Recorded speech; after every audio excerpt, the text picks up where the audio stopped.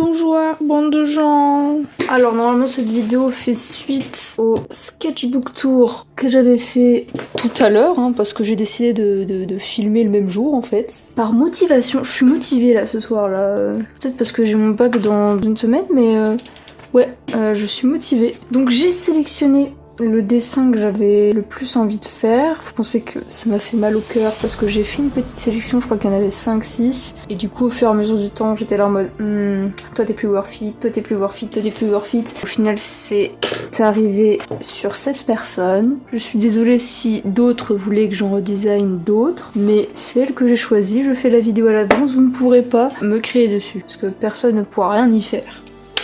Donc, coucou, alors c'est la voix off. Pour cette vidéo, je me suis dit que ce serait intéressant de mêler l'utile à l'agréable. Et donc, j'ai mélangé mes cours de philo avec le dessin, mon travail, ce que j'aime faire. J'ai vraiment géré ça comme une copie de philo que j'ai trié avec mes cours et tout. Et je pense que ça changera pas beaucoup la réflexion en fait dedans, à part le fait que je mette des références de philo et des références aussi personnelles. Mais elles sont assez minimalistes, ça aide juste à penser. C'est la base de la philosophie en fait. Normalement, ce sera le titre de la vidéo, mais je me suis basée sur la phrase « Il est beau ton sketchbook ». Parce que c'est vrai, les sketchbooks, ils sont beaux. Et je dis ça parce que le beau, c'est tellement subjectif que tout est beau dans la vie. Je suis partie sur des questions que je me suis éventuellement posées là-dessus. Donc je suis partie sur pourquoi il faut mériter la satisfaction de notre travail. Puis je me suis dit que c'était trop direct et que c'était trop méchant aussi. Puis je suis partie vachement loin pour me dire être pessimiste, c'est renoncer au bonheur. Sauf que là, le bonheur, je le lie à la satisfaction en fait, donc à quelque chose qui est plutôt de l'ordre du désir, quelque chose d'immédiat. C'est pas ouf quand même. Techniquement, si je devais remettre ça dans l'ordre de la phrase, ce serait trouver les points négatifs de ces dessins. C'est les renier ou des trucs comme ça. Sauf que c'est pourri. Un dessin, quand tu regardes les points négatifs, c'est pas mal. Ça va juste te dire que c'est cool. Faut voir le positif et le négatif dans un dessin. C'est comme ça qu'on évolue. Et je me suis dit que c'était pas assez proche de l'affirmation que je voulais faire, et du coup je suis partie sur la beauté, est-ce la maîtrise? Sauf que là c'est trop vague, elle est un peu nulle comme question. Elle est bien, enfin non, elle est pas mauvaise, mais elle est pas assez complète pour moi. Je voulais faire quelque chose de plus grand, de plus spécifique en fait, parce que ce que je vise là, c'est un peu tout le monde, mais aussi les gens qui commencent le dessin et qui arrêtent pas de se dire H24, oh mes dessins ils sont moches, oh je suis trop nulle, oh machin, bidule. J'ai été comme ça, je vais pas le nier, et franchement, je pense qu'on le sera tous dans notre vie. Et cette vidéo, elle changera pas grand chose à ce qu'ils pensent. C'est-à-dire, si tu penses que tes dessins ils sont moches, tu vas continuer à te le dire, même si tu sais que c'est pas vrai. C'est inconscient en fait comme chose. Tu vas forcément te comparer aux autres et arriver à une conclusion que forcément t'as moins de compétences que ceux qui ont fait du dessin pendant 10 ans. Et donc, la question sur laquelle je suis allée, c'est est-ce que c'est le talent ou l'évolution qu'on admire? Parce que c'est un peu ça. Il y a des gens, ils sont persuadés qu'il y en a qui sont nés comme ça et que si t'as pas de talent en dessin, t'as beau dessiner tout ce que tu veux, t'arriveras jamais à un niveau équivalent des grands professionnels de la vie. Waouh! Du coup, les gens ils se mettent au dessin, mais ils veulent pas faire leur métier parce qu'ils sont persuadés qu'ils sont nuls et qu'ils arriveront jamais à faire quelque chose de correct. C'est le cas extrême, ça, je tiens à le préciser. Alors on va déjà définir les termes du sujet, parce que ça aussi c'est quelque chose qu'il faut faire en philosophie. Le talent, là j'ai mis une petite liste de plusieurs sources que j'ai prises sur internet. C'est une aptitude particulière à faire quelque chose, une combinaison de qualités individuelles dont on ne connaît pas du tout le bon dosage. C'est difficilement dit, mais c'est pour dire que des fois on n'en a pas vraiment conscience en fait. Ça paraît plus ou moins facile, les trucs qui paraissent faciles en fait, c'est juste qu'on a du talent pour le faire quoi. Le talent est une capacité innée ou une aptitude naturelle souvent cachée qui doit être reconnue. Le principe du talent caché, c'est que c'est inné, tu ne le sais pas, c'est comme ça, tu nais avec un talent, tu nais éventuellement avec des difficultés aussi à côté, fantastique. Quand tu vas parler de talent à quelqu'un, tu vas partir du principe que c'est inné chez lui, alors que pas forcément, on verra ça plus tard. C'est l'inverse d'une compétence qui est connue, vérifiable et qui s'acquiert, et c'est une prédisposition innée, ça je l'ai déjà dit tout à l'heure. Et l'évolution, qu'est-ce que c'est que l'évolution? L'évolution, c'est un passage progressif d'un état à un autre, une conséquence de réflexion suite à du travail. On voit tout de suite là où est-ce que je veux en venir. Première partie, la première partie, ça va être le talent est prodigieux. La deuxième partie, quant à elle, ça va être l'évolution est inspirante. Et la troisième partie, c'est le talent est une facilité qui évolue. Bon, c'est pas 100% comme une copie de philo, hein. On voit que j'ai inversé la question et le plan Non, j'ai inversé le plan et... Bon, c'est pas grave, je vois ce que je veux dire. On sait tous qu'une introduction, c'est définition du sujet, question et plan, voilà. Et donc la première partie, le talent est prodigieux. Le talent, il laisse place à un mystère. Lorsque t'es persuadé que tout le monde entier se fait au talent, t'es sûr que tu vas être émerveillé lorsque tu vois, je sais pas moi, un cirque. Tu te dis, ces gens, ils savent faire des choses que je ne sais pas faire, que je ne saurais jamais faire, et par conséquent, je suis émerveillée. Je laisse mon esprit d'enfant prendre le dessus un petit peu. Savoir un petit peu la création comme quelque chose de léger et facile, quelque chose de vachement agréable en fait, et d'inaccessible. Ça, c'est un peu se voiler la face, c'est aussi négliger la technique de l'artiste, et c'est la vision de Platon sur l'art. Platon qui pensait que l'art c'était pas bien, que l'art gros, oh c'est mal, c'est une imitation d'imitation. Pour lui, c'est du divin, c'est du principationnel, ce mot est particulier. C'est-à-dire l'art c'est sur un principe de copie du monde réel, et donc par conséquent, c'est de la merde. Platon, il aime pas l'art. Je me doute bien que pas tout le monde est comme ça quand tu penses que le talent existe, mais c'est la vision d'un mec qui est pas très Charlie quand même. En regardant cette vision du monde là aussi, quand on pense que le talent, il n'y a que ça de vrai, il oriente nos choix. Et c'est vrai, quand on a un talent et que on se dit qu'on va faire notre avenir à partir de notre talent, on va forcément aller dans un endroit où est-ce qu'on va avoir des facilités. C'est logique. On peut pas vraiment le nier, ça oriente vraiment nos choix. Là, j'ai mis un petit aparté sur les déterminismes, forcément. Et ce déterminisme-là, c'est l'hérédité. C'est l'hérédité et peut-être le social, parce que par exemple, on peut avoir des situations qui font qu'on va se pencher vers l'art, vers les mathématiques, vers un truc qui nous font oublier quelque chose qu'on n'apprécie pas trop, ou au contraire qui nous rappelle des moments de bonheur. Si vous voulez, il y a Zola qui détermine bien les déterminismes. Les déterminismes, en fait, ce sont des... Les déterminismes vont influencer nos choix, peu importe lesquels, ils vont tout influencer. Zola, il les décrit bien dans ses livres, il le dit pas directement, mais il se remarque bien, c'est-à-dire nous avons le déterminisme d'hérédité, de sociabilité et d'histoire. C'est-à-dire nous sommes dépendants de notre période de l'histoire, de notre famille et de notre entourage. Ce qui est clairement pas faux. Donc grossièrement, ça ce sont des déterminismes. Et ce sont 3 facteurs, en gros, il y en a bien plus que ça, qui vont influer sur notre façon d'être, notre façon de vivre et qui nous sommes en fait. Ils vont tout influencer. C'est prendre totalement le talent comme un déterminisme en fait. Le déterminisme devient un talent et ce talent va nous dire ce qu'on va faire de notre vie. Du coup, je trouve que ça met un peu dans des cases. Est-ce que du coup ça voudrait pas dire que la maîtrise et tout ce qui est beau c'est du divin et que notre vie, notre naissance est liée par des déterminismes qui font qu'on est classé dans des cases et qu'on choisit vraiment rien de notre vie? C'est pas ouf quand même comme vision du monde. On est un peu dans le fatalisme là en fait.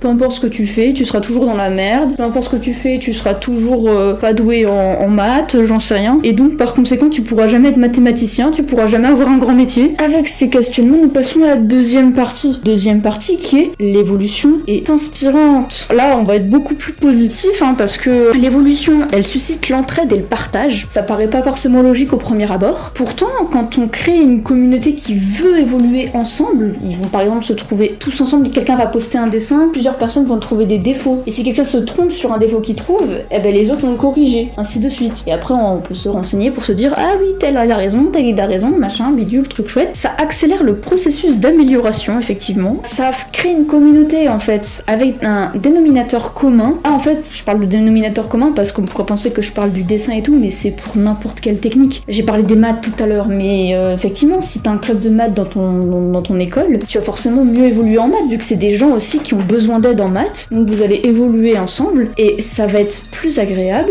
et plus pédagogique, parce qu'on va plus facilement retenir lorsque c'est pédagogique et amusant. Alors ça, c'est un mot qui n'existe pas vraiment en philosophie, mais j'ai marqué la motivation du handicap. Par exemple, quand on va suivre quelqu'un qui souffre de dyslexie et qui décide de devenir écrivain ou de lire énormément de livres, ou jamais, si par exemple on suit quelqu'un qui a de l'aphantasie, je crois que c'est le cas de Sleeper, c'est-à-dire l'incapacité de pouvoir visualiser des choses ou de visualiser vraiment clairement des choses, ou genre d'utiliser des images mentales, il y a des gens qui peuvent pas le faire. Quand ces gens y arrivent, on va pas se le cacher, ça crée un engouement de respect et de motivation légendaire. Le progrès des gens, il emmène le progrès des autres. Si on voit quelqu'un qui dessine très bien de base, on va juste être jaloux, je suis désolée. Moi aussi, lorsque je regarde quelqu'un qui dessine extrêmement bien, qui écrit extrêmement bien, qui fait plein de trucs extrêmement bien, qui joue un instrument comme un dieu. Si on n'a pas vu son parcours, on va pas se rendre compte qu'il a commencé comme n'importe quel gros nul. Et donc, par conséquent, on va penser qu'il est né comme ça, et on va forcément développer une sorte de haine inconsciente envers cette personne. Ça, c'est pas bien. C'est quelque chose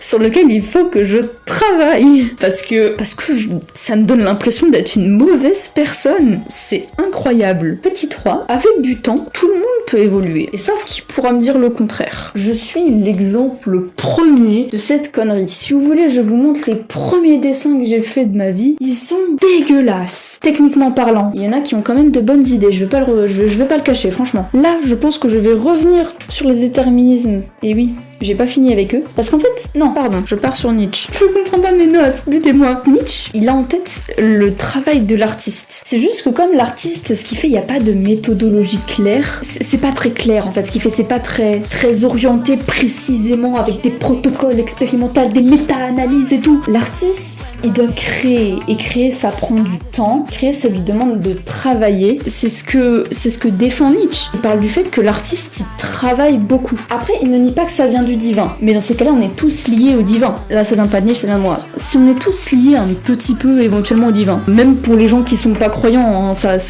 quand je parle de divin, je parle de tout ce que tu veux. Ça peut être par exemple la capacité à créer ou tout. On a tous ça. C'est juste qu'elle est plus ou moins développée et qu'il faut plus ou moins la travailler. C'est comme ça que ça marche en fait. Tu peux pas du jour au lendemain pouvoir faire des Picasso, des trucs comme ça. Ah non, c'est pas le meilleur exemple, Picasso. Picasso, c'est un peu de la merde. Je mettrai un exemple. Voilà. Il n'y a pas d'évolution sans réflexion ou remise en question. Et là, je vais revenir sur la base de la philosophie. Parce que la philosophie, Philosophia, pardon, je sais même pas mes propres leçons, Philosophia, ça veut dire l'ami de la sagesse. C'est de là d'où vient la réflexion. Et c'est comme ça que j'ai réussi à faire le lien entre ce que je veux démontrer dans la dissertation que je suis en train de faire à l'oral, qui va durer sûrement 50 ans. Réfléchir, c'est le meilleur moyen d'évoluer. Et ça marche avec le dessin, ça marche avec l'écriture, ça marche avec tout ce que vous voulez. Troisième petit exemple qui est beaucoup plus léger, lui, pour la deuxième partie, c'est croiser les domaines avec lesquels on est le plus à l'aise. Par exemple, si on n'est pas à l'aise avec le line, des trucs comme ça, ou la colo. Ouais, la colo, je déteste la colo, c'est grave chiant. On peut s'amuser à mélanger des trucs qu'on aime bien avec. Par exemple, moi j'aime bien les aplats, parce que c'est facile. Enfin non, c'est pas facile. Ça dépend quelle technique on utilise, mais les aplats, c'est clairement pas facile. Et pourtant, c'est quelque chose que j'apprécie. Et puis j'apprécie aussi les formes géométriques. Du coup, je me suis dit, vas-y, let's go. Mélange des formes géométriques avec ta colo. Tu verras que ça va être beaucoup plus simple. Résultat, maintenant, il y a une partie de la colo que je trouve pas trop dégueu. Et ça passe. Genre, j'apprécie ce que je fais. Et j'aime bien le faire pendant que je le fais, parce que généralement, la colo, ça dure la moitié d'un dessin. Donc je peux vous assurer que passer la moitié d'un dessin à trouver que votre dessin il vous fait chier, c'est pas très agréable. Du coup je préfère faire une colo qui est peut-être moins élaborée que certains artistes, mais qui, comme j'ai pris du plaisir à la faire, rend beaucoup mieux que si jamais j'avais essayé de faire des techniques qui sont pas les miennes. Je reviens sur l'exemple de la fantaisie et de la dyslexie. Genre par exemple, si jamais la personne qui est atteinte de dyslexie veut apprendre à écrire, il peut prendre exemple sur la note orale. Il peut s'enregistrer et se rendre compte que certaines phrases sonnent mieux d'une telle manière ou d'une telle manière. Et pour la fantaisie, Pinterest, le meilleur ami, c'est pour ça qu'on a inventé le brainstorming et le moodboard. Comme ça peut permettre de plus facilement imaginer. Et puis voilà, ils remplissent des pages avec des formes et se rendent compte que waouh, celle-là, c'est la meilleure. Le petit c'est est-ce que du coup on peut perfectionner son talent? Parce que avec la première partie là, on part peut-être éventuellement partir du principe que je pense que le talent, ça veut dire qu'on sait déjà tout sur une discipline. Pourtant le talent c'est une facilité. C'est pas on sait tout de suite. On sait un tout petit peu plus que les autres dès le début pour servir de tremplin à cette discipline. Et c'est ce que je vais défendre dans la troisième partie, c'est-à-dire le talent est une facilité qui évolue, comme quelqu'un qui n'a pas de talent d'ailleurs. Que t'as un talent ou pas, tu peux évoluer. C'est juste qu'avec un talent, tu vas peut-être évoluer un tout petit peu plus rapidement au début, quoi. Parce que sinon, on n'évolue jamais vraiment énormément entre un carnet et un autre. Ce qui peut aider, c'est par exemple se renseigner et apprendre avec tout ce qui est à notre disposition, c'est-à-dire avec Internet, les conseils gratuits sur les réseaux et tout. Il y a vachement moyen d'évoluer facilement en fait. On est tous victimes de la zone des conforts, on est tous victimes de vouloir se faire plaisir de temps en temps. Et puis franchement, si votre dessin vous le faites parce que vous appréciez dessiner, faites ce que vous appréciez dessiner. Si jamais vous avez aucune volonté d'en faire votre métier, vous pouvez toujours vous faire plaisir, rester dans votre zone de confort indéfiniment. Si votre but c'est pas de motiver des gens ou quoi, si votre but c'est juste de vous détendre, bah let's go, dessinez ce que vous voulez dessiner, c'est parfait. Deuxième partie, de la troisième partie, si on ne travaille pas ses prédispositions, on peut les perdre. Et ça, je peux vous assurer qu'en tant que surdoué en maths, c'est vrai. Si je révise pas ma leçon de maths, je suis moins bien que d'habitude. Et donc je pense que si j'avais pas travaillé cette année, je me serais retrouvée avec un 10 de moyenne. Pas mauvais, 10 de moyenne, mais quand t'as des prédispositions, tu peux quand même viser le 15. Bon voilà quoi, ça aurait été vachement cool. Et je crois qu'à la fin j'ai fini avec 17 de moyenne en maths, donc ça va, franchement, tranquille. Mais c'est parce que j'ai travaillé. Quand t'as des prédispositions, même en dessin, moi j'en avais pas. J'avais pas de prédisposition en dessin, j'avais juste de l'aide dans ma famille. Bon, ma sœur elle a beaucoup dessiné, du coup je l'ai copié. C'est même pas parce que j'avais ma propre initiative, non, en plus je dessinais très mal. Pendant longtemps je dessinais moins bien qu'elle, et même maintenant je dessine. Enfin ça dépend quelle technique on a, mais techniquement je suis toujours moins bien que cette personne. On a que 2 ans de différence, mais ça fait la différence. De toute façon l'être humain il est flemmard, donc forcément lorsqu'il va être confronté à devoir faire quelque chose de nouveau ou à questionner ce qu'il sait déjà faire, il va pas le faire, ça va le faire chier, il va trouver ça chiant. Et je suis le premier à faire ça d'ailleurs, c'est pas bien du tout. C'est pour ça que j'ai pas beaucoup évolué dans certaines catégories. Par exemple la colo j'aime pas ça, du coup je l'ai pas évolué, je l'ai pas fait évoluer. Et l'anatomie j'ai mis 3 ans à l'apprendre parce que j'étais long à la détente, je me faisais plaisir, j'en avais rien à foutre. Et maintenant je veux devenir illustrateur, du coup je vais devoir un petit peu rusher ma vie. Donc, avec ou sans facilité, c'est en évoluant qu'on est libre et qu'on suscite l'admiration. Par exemple, là je peux sortir la liberté intellectuelle de Spinoza. La liberté intellectuelle à partir de Spinoza, en fait, elle est dans la prise de conscience de ses déterminismes. Quand t'es conscient de ce qui te motive, quand t'es conscient de tes désirs, en fait, tu vas pouvoir être plus libre intellectuellement parce que tu vas savoir ce dont tu as vraiment besoin ou pas. C'est pour ça qu'en fait, c'est super important de réfléchir en fait à ce qu'on fait, parce que sinon on va foncer droit dans le mur. Il faut aussi assumer ce que l'on est. Ça, c'est quelque chose d'un peu plus dur. J'avoue, ça se fait un petit peu avec le temps. Assumer ce qu'on est et ce qu'on fait, c'est quelque chose qui est pas instinctif. Il y a pas de méthode. Forcément, on a chacun sa propre méthode pour s'assumer tel qu'on est, mais on a aussi nos inspirations. Et c'est peut-être avec l'aide de nos inspirations qu'on va pouvoir trouver notre point d'appui, trouver notre propre style et finir par se dire je suis unique, mais j'ai été déterminée par ces artistes-là, et donc par conséquent je ne vais pas les nier, je vais leur ouvrir les bras, leur dire bonjour, vous m'avez beaucoup aidé, j'espère aider des gens à l'avenir. Je pars très loin je trouve, mais c'est pas grave parce que je suis content comme ça. Liberté intellectuelle plus assumer qui on est, c'est avoir plus de charisme et donc plus d'admiration les enfants. Conclusion, le talent est admirable, mais il a besoin d'évoluer pour gagner le respect. Si on a admiration devant quelqu'un, ça veut pas dire que t'as du respect pour elle. Par contre, si jamais quelqu'un il te montre qu'il est parti de 0 pour arriver à 100, donc je sais pas trop quoi, on va tout de suite avoir plus de respect